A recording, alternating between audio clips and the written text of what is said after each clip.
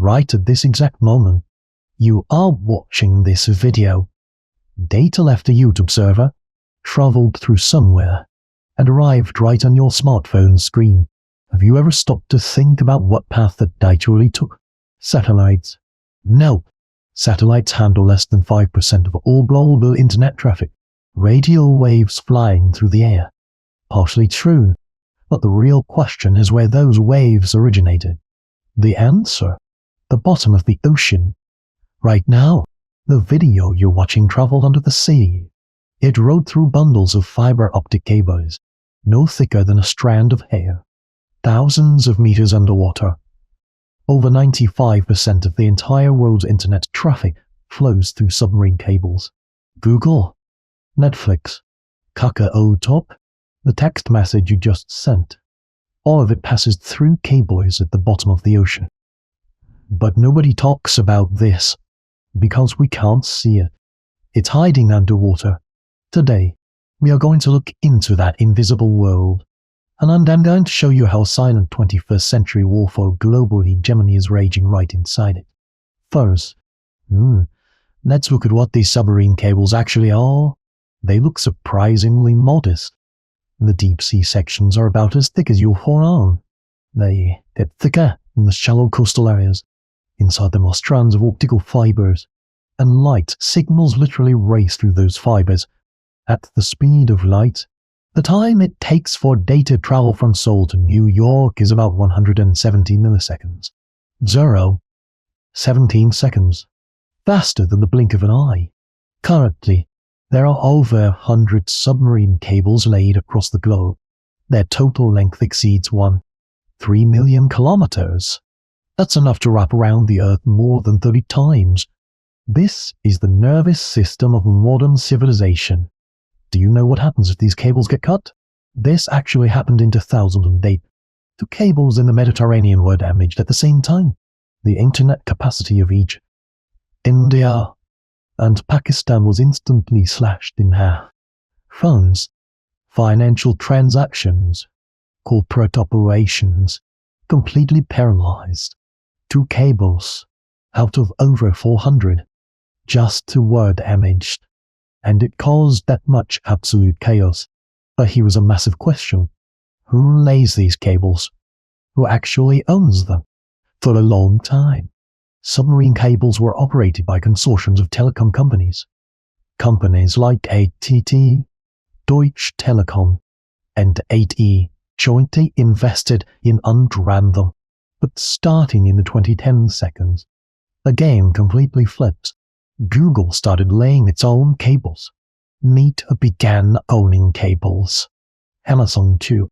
Microsoft too. Today, these big tech companies own or are heavily invested in a massive chunk of the world's submarine infrastructure. Why are these tech giants so obsessed with cables? Because routing their own data through their own proprietary cables is faster, safer, and cheaper, and crucially, they no longer have to rely on other companies or other countries. They are actively seizing the physical infrastructure of the internet, just as whoever controlled the terrain on land ruled the world in the past. Whoever controls the cables under the sea rules the digital world today. Now we have to talk about China. China jumped into the submarine cable game. 2. Huawei Marine, a subsidiary of Huawei, is aggressively building submarine cables. They are laying lines connecting Africa, Southeast Asia, the Middle East, and South America, but the US slammed the brakes on this. Their argument is that if data flows through Huawei-laid cables, China can access that data. They can wiretap and intercept it. Is that an exaggeration?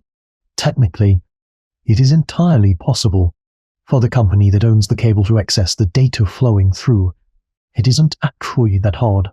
In fact, the Snowden leaks in 2013 revealed that the US NSA had been tapping into global communications through submarine cables for years. America was already doing it, which means China could easily do it, too. So the US started pressuring its allies not to use Huawei cables. They actively pushed Huawei out of cable projects heading to Pacific Island nations.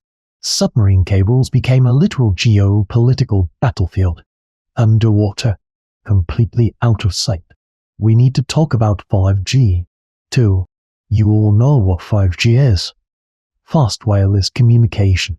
But a lot of people don't know why 5G became a geopolitical flashpoint. The largest manufacturer of 5G network equipment in the world is Huawei, a Chinese company. Installing 5G equipment means placing that company's hardware right at the absolute core of a nation's telecom infrastructure. Here is what the US claims there could be backdoors hidden inside Huawei equipment. If the Chinese government wants to, they can use that hardware to intercept communications, or even shut down the entire network remotely. Huawei strongly denies this, stating there is zero evidence. But the US put massive pressure on its allies to ban Huawei gear entirely. The Five Eyes Intelligence Alliance, the UK, Australia, Canada, New Zealand, and the US declared a boycott of Huawei. What about South Korea? Samsung makes 5G equipment. SK Telecom, KT, and LG Plus run the networks. So Korea's reliance on Huawei is relatively low, but for neighboring countries, it's a completely different story. Many countries in Southeast Asia and Africa went with Huawei because Chinese equipment is significantly cheaper, and the quality is actually quite good. The American fear is that if these countries' 5G networks are built entirely on Huawei, their entire communications grids fall under China's sphere of influence. We're not talking about military bases on the ground. This is seizing a country through its telecom infrastructure. It is digital colonization. Let's briefly bring Russia into this. Russia went in a completely different direction. They literally practiced pulling the plug on the internet. In 2019, Russia passed the Sovereign Internet Law. It's a law that allows the government to physically disconnect the Russian internet from the global web and run it completely independently if needed. And they actually tested it. An experiment where they temporarily cut the Russian internet off from the outside world. Why is this necessary? From Russia's perspective, the internet is a tool the West uses to destabilize them. Social media played a massive role in the anti-Putin protests in 2011. And after invading Ukraine, there was a very real fear in Moscow that the West could launch devastating cyberattacks on Russia's internet infrastructure. So Russia is trying to establish internet sovereignty. The internet on my land is controlled by me. China has been doing this for a very long time. You know the Great Wall, right? The massive barrier built to keep out foreign invaders.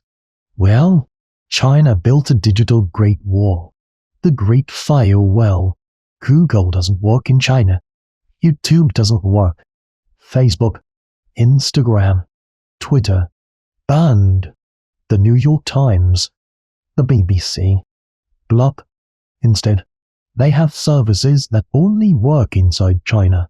Baidu, Weibo, WeChat, Douyin, and these services operate completely under the control of the Chinese government. They literally chopped up the internet along national borders. This is what experts call the SPL internet, a splintering internet. What used to be one unified global web is actively fracturing into multiple isolated pieces amidst geopolitical competition. And we absolutely cannot leave out TikTok. TikTok, an app used by over 1 billion people worldwide, the most popular social media platform among American teenagers. But the US tried to ban it. Why? Because TikTok is ByteDance, a Chinese company.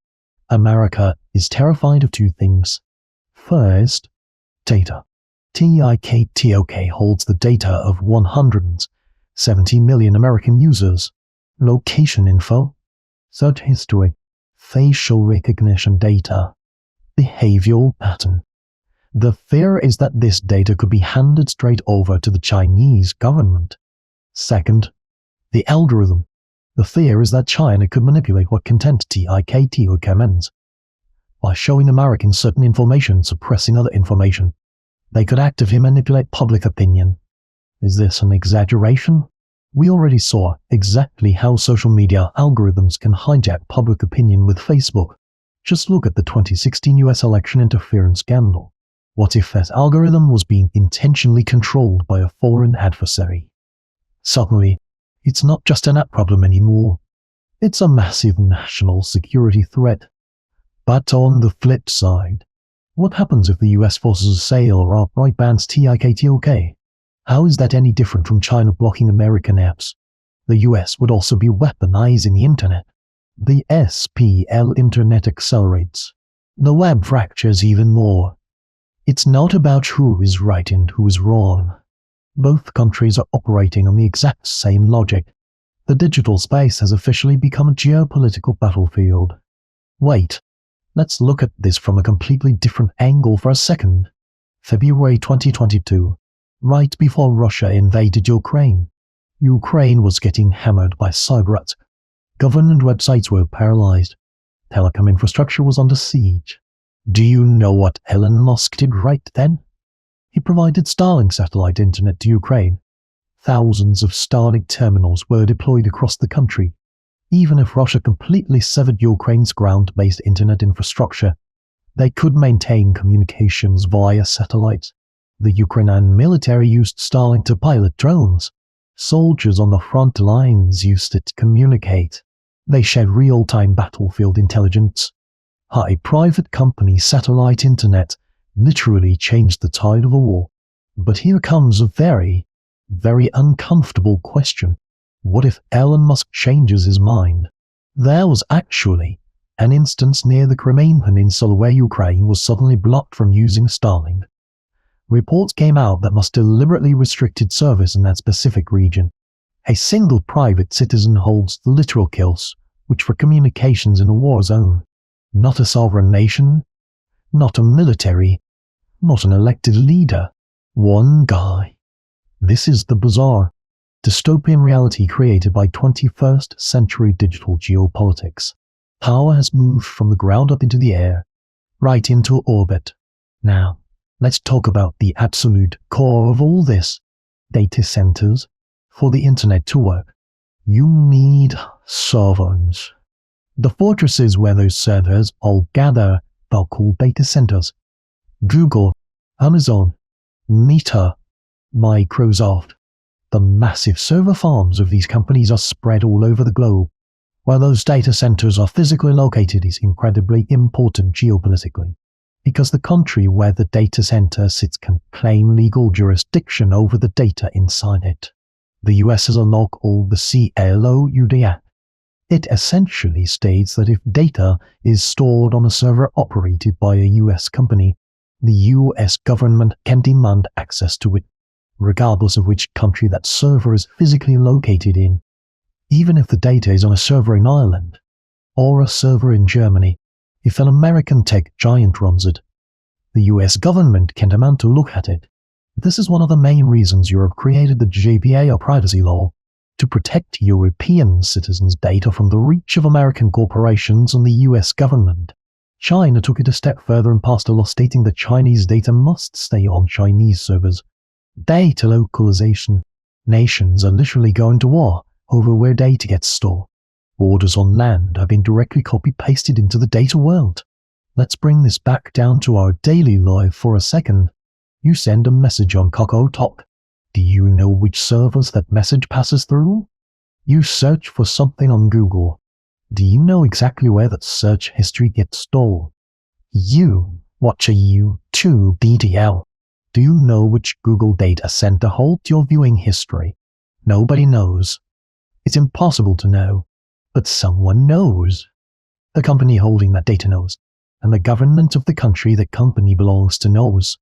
Your tastes, your physical movements, your relationships, your political leanings, all of this exists as cold, hard data, sitting on a server, somewhere.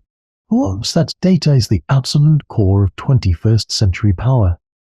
Just like wars were fought in the Middle East to control oil, a massive war is being fought in the digital realm to control data.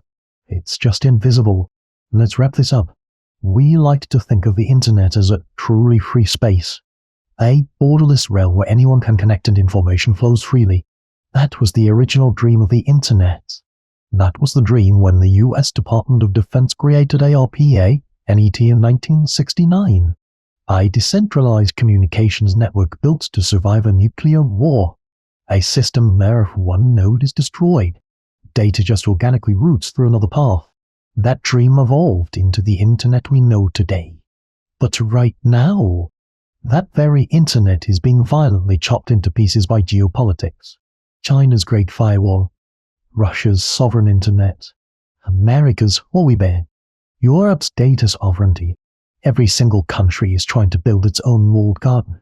What was once a unified world is fracturing back into multiple, isolated worlds, even in the digital space. The revengeography has begun. Humans, who spent thousands of years fighting over borders on land, are now repeating the exact same fight over submarine cables, in satellite orbits, and inside server farms. Only the stage has changed. The logic remains the same. It always does. There is a map, and there is a deep, primal desire to conquer that map. That map has just moved inside your screen, right inside the screen you are looking at right now.